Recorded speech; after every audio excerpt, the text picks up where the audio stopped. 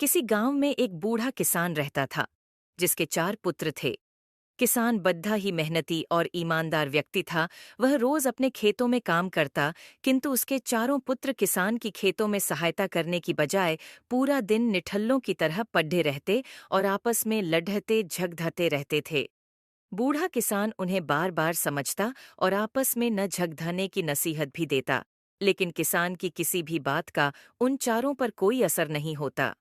किसान को बस हमेशा यही चिंता लगी रहती कि यदि ये चारों भाई आपस में ऐसे ही लड़ते रहे तो मेरे मरने के बाद लोग इनकी इस बेवकूफ़ी का फायदा उठा सकते हैं। यूं ही दिन गुजरते गए और फिर एक दिन किसान की तबीयत बहुत बिगड़ने लगी। जब मृत्यु का समय निकट आ गया, तब उसने अपने 4 पुत्रों को अपने पास बुलाया तथा सभी से एक एक लकड़ी लाने को कहा।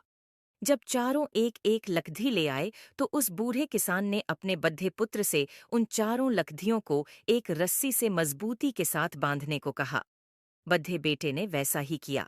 अब किसान ने रस्सी से बंधे लकड़ी के गट्ठे बंडल को अपने प्रत्येक पुत्र को बारी बारी से तोड़ने को कहा, लेकिन उन चारों में से कोई भी उस लकड़ी के गट्ठे को तोड़ न सका।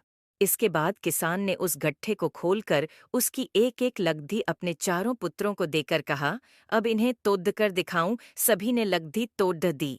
तब किसान ने समझाया, देखो, जब मैंने तुम्हें लकड़ी का गट्ठा दिया तो तुम में से कोई भी उसे तोड़ नहीं पाया, लेकिन जब मैंने उस गट्ठे को खोलकर तुम्हें एक एक लकड़ी तोड़ने को दी तो तुम सभी ने आराम से मेरे द्वारा दी गई लकड़ी तोड़ दी। एकता ने बद्धा बल है। जब 4 लकड़ियों को एक साथ मिला देने पर तुम में से कोई भी उन्हें नहीं तोड़ पाया, ठीक इसी प्रकार यदि तुम चारों आपस में मिलकर एक साथ रहोगे तो तुम्हें आसानी से कोई हानि नहीं पहुंचा सकता, लेकिन यदि तुम आपस में लड़ाते झगड़ाते हुए अकेले रहोगे तो तुम्हें कोई भी नुकसान पहुंचा सकता है, ठीक उस लकड़ी की तरह जिसे तुम सबने आसानी से तोड़ दिया था। इसलिए मेरे पुत्रों, तुम सबको मिलजुल कर साथ रहना चाहिए।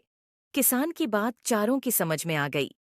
उन चारों ने अपने पिताजी को वचन दिया कि हम चारों हमेशा एक साथ मिलजुल कर रहेंगे और कभी लड़ाई झगड़ा नहीं करेंगे।